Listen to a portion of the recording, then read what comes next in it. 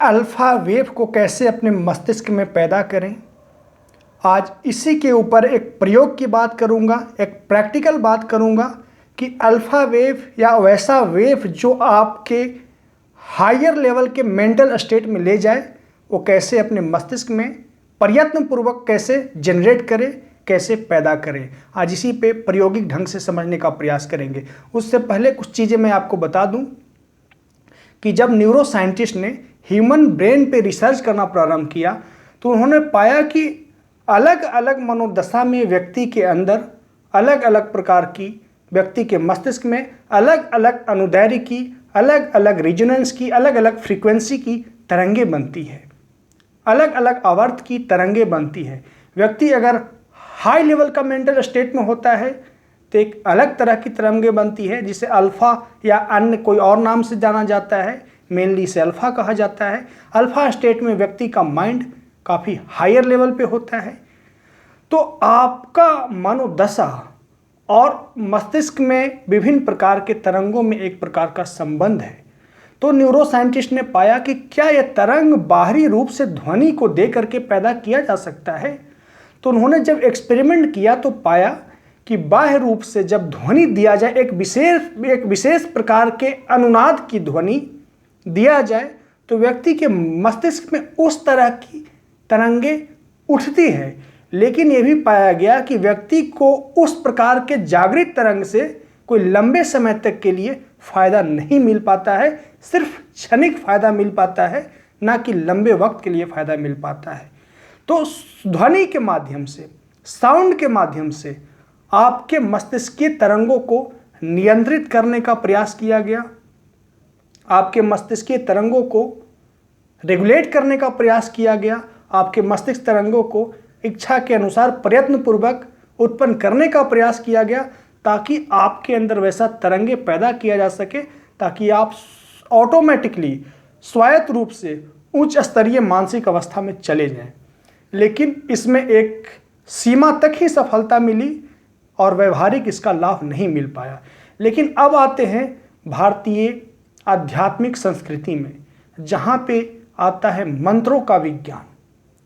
आज तो यूरोपीय संस्कृति में साइकोलॉजी पे, न्यूरो साइकोलॉजी पे खोज हो रही है और मंत्रों के माध्यम से, मंत्रों नहीं, ध्वनि के माध्यम से भिन्न प्रकार के आवर्त वाले, भिन्न प्रकार के अनुनाद वाले ध्वनि के माध्यम से डिजायरेबल वेव पैदा करने का प्रयास कर रहे हैं। लेकिन भारतीय योग संस्कृति में एक पहले से ही मंत्रों का विज्ञान स्थापित है। मंत्र भी एक प्रकार का ध्वनि है जिसको चांटिंग करने से, जिससे उच्चारण करने से आपके मस्तिष्क में एक विशेष प्रकार के तरंगों का जागरण होता है, तरंगों का हलचल होता है। और अगर आप मस्तिष्क में अल्फा तरंग चाहते हैं तो पहले अब इस बात को समझिए। हालांकि मैं इस चीज़ का पहले भी वीडियो में बतला चुका हूं कि आप अपने मस्तिष्क की क्षमता को वृद्धि करने के लिए चाहते हैं कि अल्फा तरंगों पर नियंत्रण पाएं, तो सबसे पहला काम आपको करना होगा कि व्यर्थ के सेंसेशन में जो आपका सेंस ऑर्गन व्यस्त है, उस सेंसेशन को वापस खींचना होगा अपनी ओर और आप अपने माइंड को, आप अपने सेंस ऑर्गन को मिनिमम सेंसेशन पे रखना होगा। और जब आप मिनिमम सेंसेशन पे आप रखते हैं तो आपके मस्तिष्क में नैसर्गिक रूप से तरंगों का उत्पन्न होना प्रारंभ होता है। और जब इस अवस्था में आते हैं तो एक विशेष प्रकार के शब्दों का विन्यास, चाहे वो संस्कृत से ही बने क्यों ना हो, चाहे वो किसी और भाषा में क्यों ना हो, उसका चांटिंग किया जाता है तो आपके मस्तिष्क में अल्फा तरंगों का उत्पन्न होना शुरू होता है।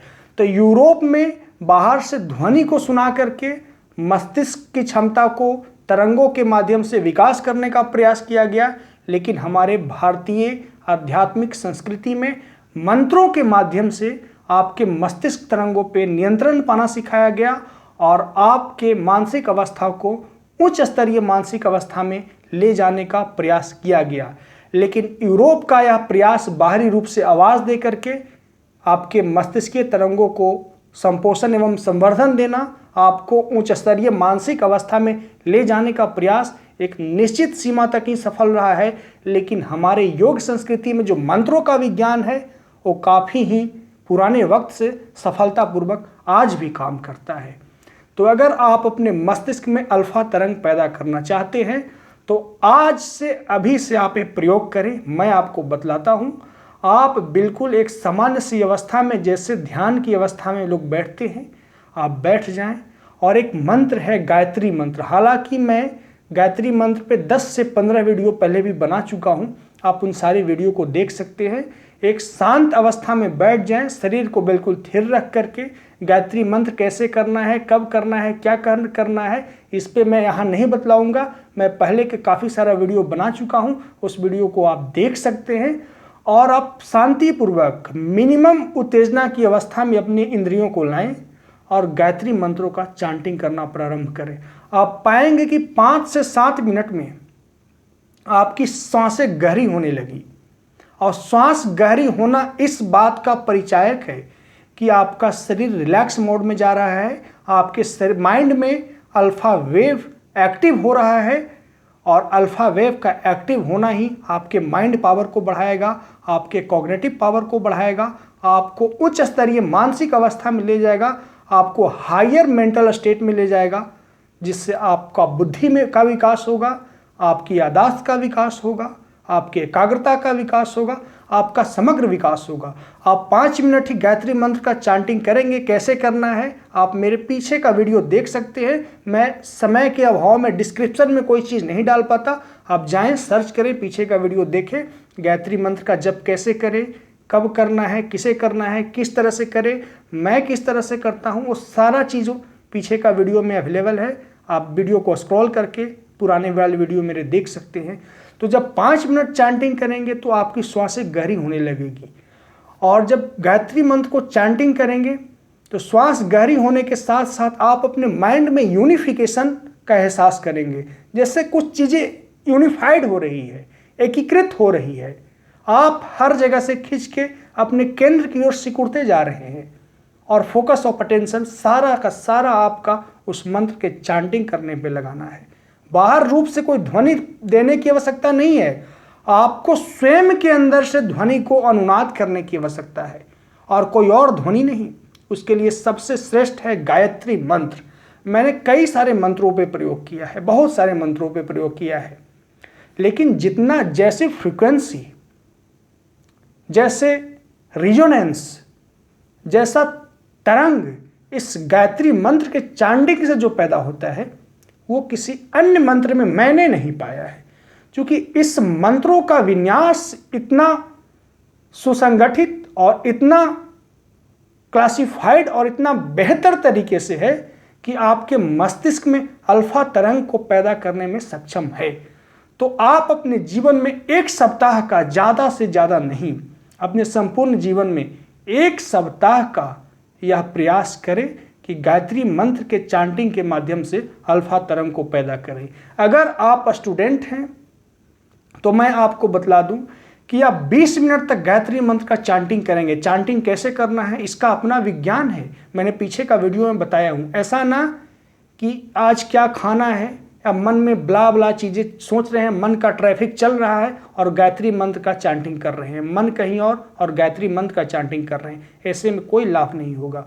मन को यूनिफाइड करके, मैंने बताया आपको पहले कि अपने सारे सेंस ऑर्गन एवं माइंड को मिनिमम सेंसेशन में ला करके गायत्री मंत्र पे पूरा फोकस ऑफ अटेंशन रख के जब चांटिंग करेंगे तो 20 मिनट में पाएंगे कि आपको स्वयं महसूस होगा कि आपका कॉग्निटिव पावर बढ़ गया, आपका फोकस ऑफ अटेंशन बढ़ गया, आप पीस ऑफ माइंड में चले गए, आपको रिलैक्स महसूस हो रहा है। और कई लोगों को तो मैं पाया हूं कि गायत्री मंत्र का चांटिंग करते ही वो सो जाते हैं, अर्थात अल्फा तरंग इतना ज़्यादा एक्टिव हो जाता है कि वो नींद में खींचे चले जाते हैं। और इसी की तो आवश्यकता है, लेकिन प्रारंभ में ही ये नींद आएगा। कुछ महीनों के बाद, कुछ सप्ताह के बाद आपको नींद आना बंद हो जाएगा। इस मंत्रों के माध्यम से आपका मन एकीकृत होगा, आपके अंदर अल्फा तरंगों का आविर्भाव होगा। तो आप गायत्री मंत्र का चांटिंग करें, यही आज का प्रयोग है अल्फा तरंगों को एक्टिव करने के लिए। अल्फा तरंगे बढ़ेगी, आपकी बुद्धि की क्षमता, आपकी बुद्धिमत्ता बढ़ेगी। तो आज का पहला प्रैक्टिकल गायत्री मंत्र, और आगे आने वाले वीडियो में और कई सारे प्रैक्टिकल चीज़ें बताऊंगा कि अल्फा वेव को माइंड का कैसे एक्टिव करें। आज का टॉपिक था अल्फा वेव के लिए गायत्री मंत्र, और अपने जीवन में एक बार यह जरूर प्रयास करें 7 दिन के लिए, और जो परिणाम देगा तो मैं ये मान के चलता हूँ कि जीवन पर्यंत आप इसको समय टू समय उपयोग करेंगे। तो आज बस इतना ही, मिलते हैं नेक्स्ट वीडियो में। वीडियो को देखने के लिए धन्यवाद।